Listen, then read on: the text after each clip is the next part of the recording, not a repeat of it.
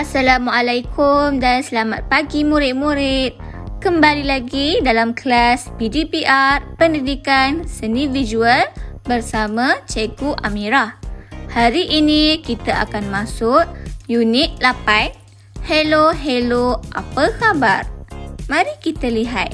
Cuba murid-murid lihat pada kedua-dua gambar yang cikgu paparkan ini. Terdapat dua jenis corak, iaitu corak tidak terancang dan juga corak terancang. Murid masih ingat apa itu corak tidak terancang dan juga corak terancang? Mari cikgu ingatkan lagi sekali. Corak terancang ianya menggunakan motif yang disusul dengan teratur dan dalam susunan tertentu. Seperti yang dapat kamu lihat pada gambar di sebelah kanan, nampak tak? Corak ini disusun dalam garisan grid. Corak tidak terancang pula dihasilkan secara bebas tanpa mempunyai motif tertentu. Corak terancang seperti gambar yang berada di sebelah kiri. Hari ini kita akan belajar untuk menghasilkan corak tidak terancang menggunakan teknik pualaman. Teknik pualaman. Tapi apa itu pualaman ya murid-murid? Pualaman merupakan teknik menghasilkan corak secara tidak terancang. Pualaman dihasilkan daripada proses pengasingan cat berasaskan minyak dan juga air. Cuba murid-murid lihat pada gambar yang cikgu paparkan ini. Ketiga-tiga gambar ini menunjukkan contoh karya menghasilkan corak tidak terancang menggunakan teknik pualaman. Murid-murid tahu tak? Teknik pualaman ini juga diaplikasikan dalam penggunaan barangan seharian. Murid-murid cuba perhatikan corak pada pasu, guli dan juga gelas tersebut. Ketiga-tiga barang ini mempunyai corak tidak terancang seperti karya pualaman yang telah cikgu tunjukkan. Sekarang mari kita kenal bahasa seni visual yang terdapat pada karya pualaman. Pada karya pualaman, terdapatnya unsur seni warna. Kalau murid-murid nak tahu, warna mempunyai beberapa kelas kumpulan. Seperti kumpulan primer. Kumpulan primer terdiri daripada warna merah, kuning dan juga biru.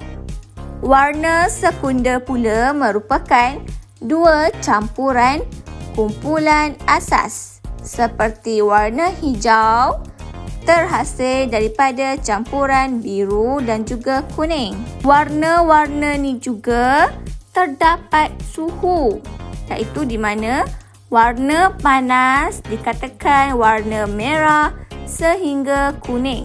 Warna yang bersuhu sejuk pula bermula daripada warna hijau hingga ungu. Murid-murid boleh perhatikan pada roda warna yang telah cikgu paparkan ini. Selain daripada kumpulan-kumpulan warna, terdapat juga warna penggenap. Warna penggenap ni adalah kombinasi dua warna yang terletak bertentangan dalam roda warna. Cuba murid-murid lihat pada gambar rajah warna penggenap. Warna yang bertentangan dengan warna merah adalah warna hijau. Penggunaan warna penggenap dapat mewujudkan kesan kontra yang dapat menghasilkan karya pualaman yang lebih menarik. Selain daripada unsur seni warna, terdapat juga unsur seni jalinan.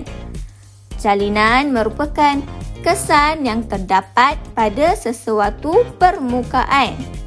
Terdapat dua jenis jalinan, iaitu jalinan tampak dan juga jalinan sentuh. Karya pualaman hanya mempunyai jalinan tampak di mana ianya hanya boleh dilihat tetapi tidak dapat dirasa. Selain unsur seni, prinsip rekaan yang terdapat pada karya pualaman adalah kontra dan juga irama pergerakan. Karya pualaman ini dikatakan mempunyai prinsip kontra kerana mempunyai unsur seni yang bertentangan. Contohnya kontra dari segi warna. Manakala irama dan pergerakan pula ialah keadaan yang bergetar, bergoyang, berayun, bersinar-sinar dan sebagainya. Sebelum murid-murid meneroka alat dan bahan bagi menghasilkan pualaman, mari kita lihat alat dan bahan yang diperlukan.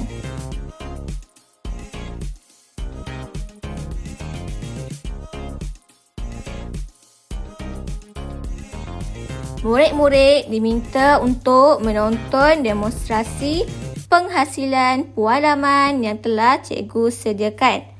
Kemudian cikgu minta untuk masing-masing menghasilkan sekurang-kurangnya satu karya pualaman. Sekian, terima kasih.